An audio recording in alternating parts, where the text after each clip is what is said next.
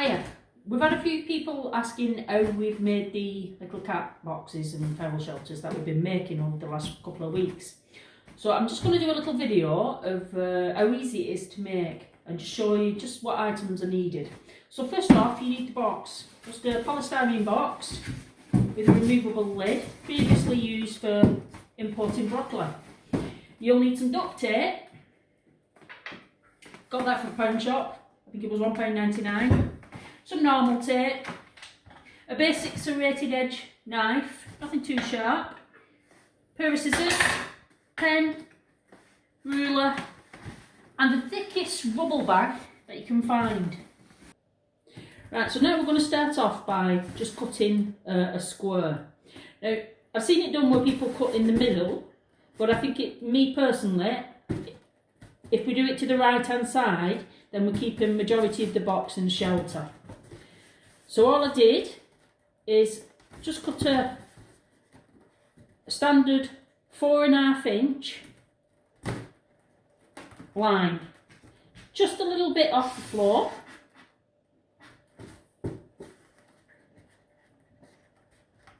It doesn't have to be perfect, but 4.5 inch, I have a cat that weighs 4.3 kilograms and she quite easily fits into this box.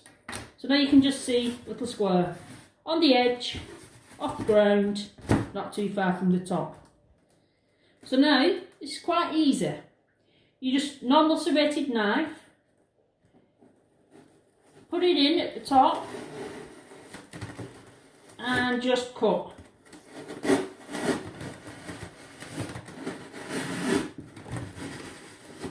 Along the edges.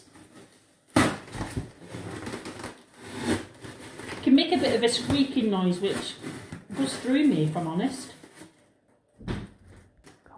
So with all the edges cut and literally just doing what I've showed you before, you just push it in.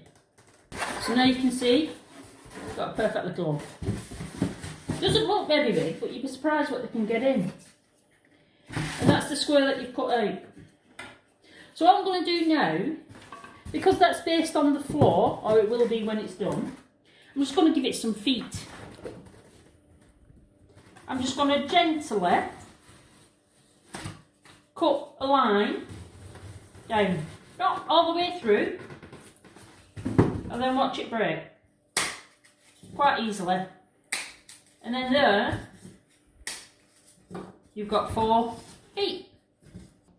Right, so I've turned the box over and we've got 4 little feet.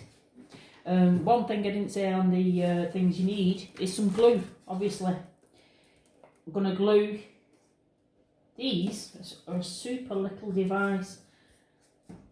A little glue gun. Quick and does the job perfectly, she says. So I'm literally just gluing on the feet.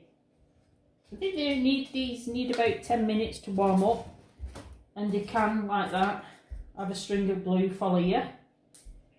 But other than that, there you go. We now have a polystyrene box with 4 feet and a hole.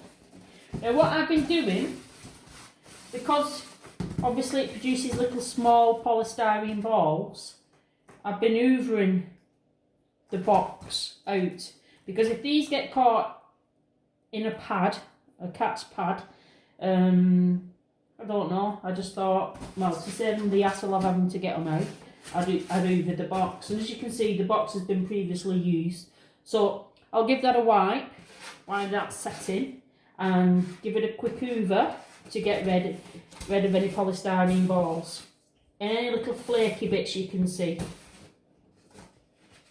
Okay, alright, so now we've got a nice clean box, or the cleanest it can be, with 4 dried feet.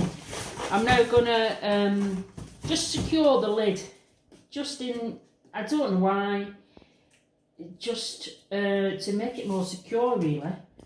So all this was from the pound shop. It's just aluminium tape, and I've not got my glasses on and I can't see the edge.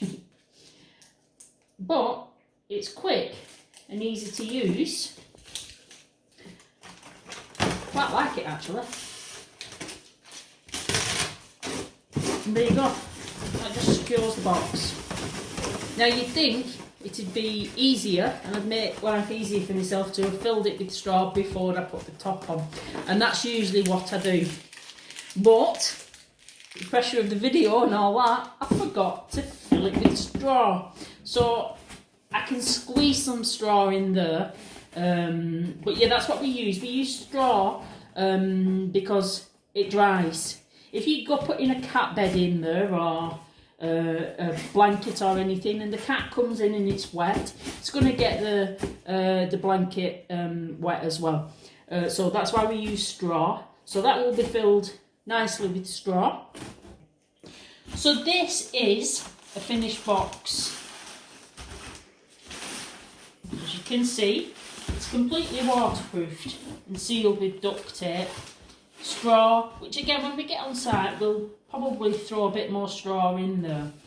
Again, this has been taped here with duct tape just to make the entrance easier and so that the little polystyrene balls don't keep coming off.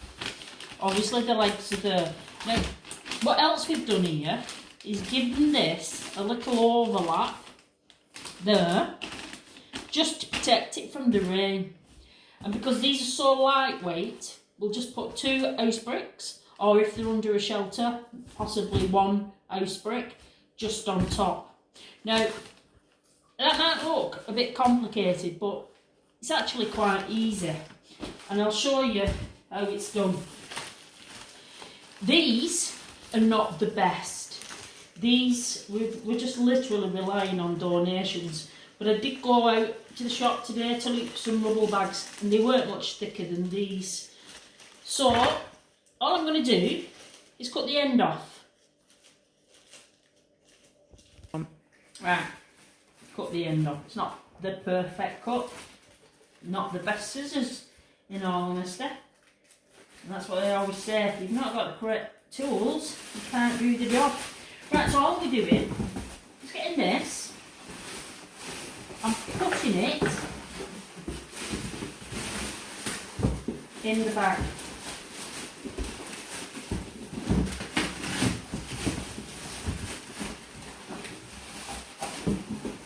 So the rubble bags are the best because they're a lot thicker.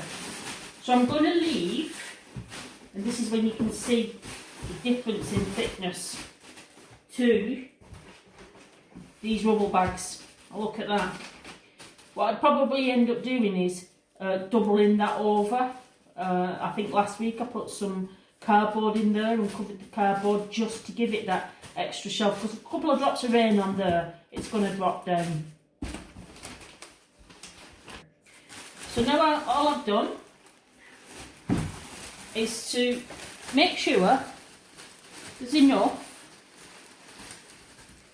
bin bag or rubble bag, preferably rubble bag, to completely cover the front, leaving you with the access for the overlap and a bit of additional tape there. And this is the moment where we're going to go, and this is the one we prepared. Right, so now all we're going to do is literally wrap it like you would a present, folding in the edges.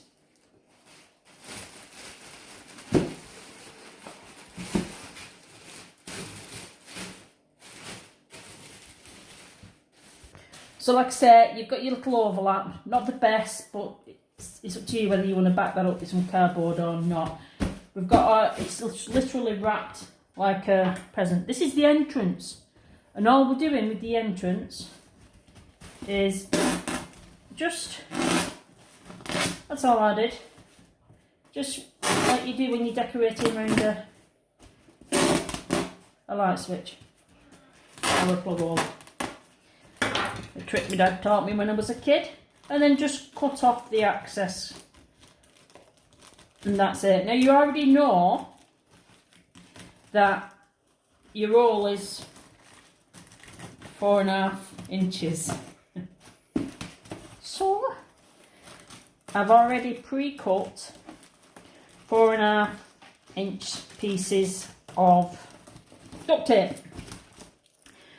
And that's all I'm going to use. If I can give it a good tip, if you've got rubbish scissors like I have, a good way to cut duct tape is to use that serrated knife that you've used to cut your thing. So again, about an average 4.5-inch.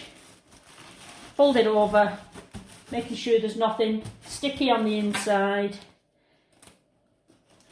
If it overlaps, you can just easily, like it has done a little bit there, just mould it to where you want it. Or just get your knife and cut it. You can see how flimsy that top is. That wouldn't last out. It wouldn't keep the rain from falling. That's probably a bit too long, to be honest. There we have it. All nice thing.